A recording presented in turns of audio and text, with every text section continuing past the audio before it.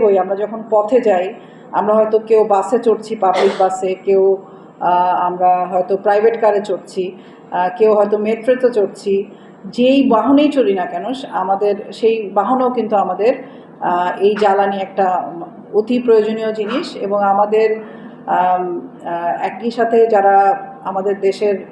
প্রায় 18 কোটি জনগোষ্ঠীর মধ্যে 8 কোটি প্রায় শ্রমজীবী মানুষ,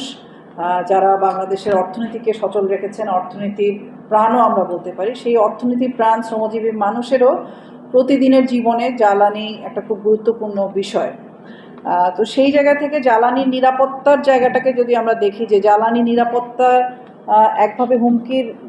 মধ্যে আছে বলেই আমরা মনে করছি। এই জায়গা থেকেই যে আন্তর্জাতিক পরিস্থিতির কারণে আমরা যখন ঘর থেকে বেরোচ্ছি, আমরা দেখছি পেট্রোল পাম্পগুলোতে লম্বা লাইন। প্রত্যেকটা জায়গায় কৃচ্ছতা সাধন করার জন্য সরকার নানান রকম কর্মসূচি নিচ্ছে,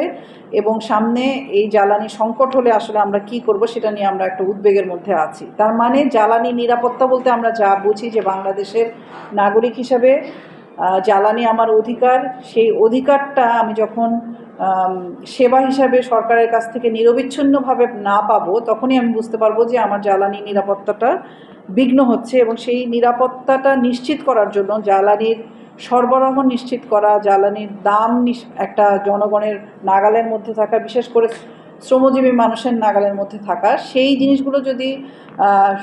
না থাকে, বা জ্বালানি নীতিটা যদি জনবান্ধব বা দেশীয় স্বার্থে না থাকে, তাহলে আমরা বলতে পারি যে জ্বালানি নিরাপত্তা একভাবে হুমকির মুখে, বা জ্বালানি নিরাপত্তা নিশ্চিত হয় নাই। ফলে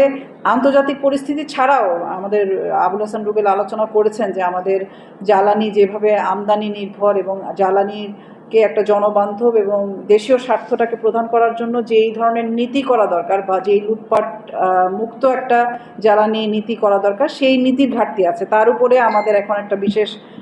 আন্তর্জাতিক পরিস্থিতি। তো সেই পরিস্থিতিতে অন্যান্য দিকগুলো যদি আমরা নাও, আমি যদি শুধু শ্রমজীবী মানুষের কথাই বলি, সেইখানে আমরা দেখব যে আসলে জ্বালানির সংকট হলে শিল্প, কলকারখানা, তারপরে কৃষি, এগুলোতেও একটা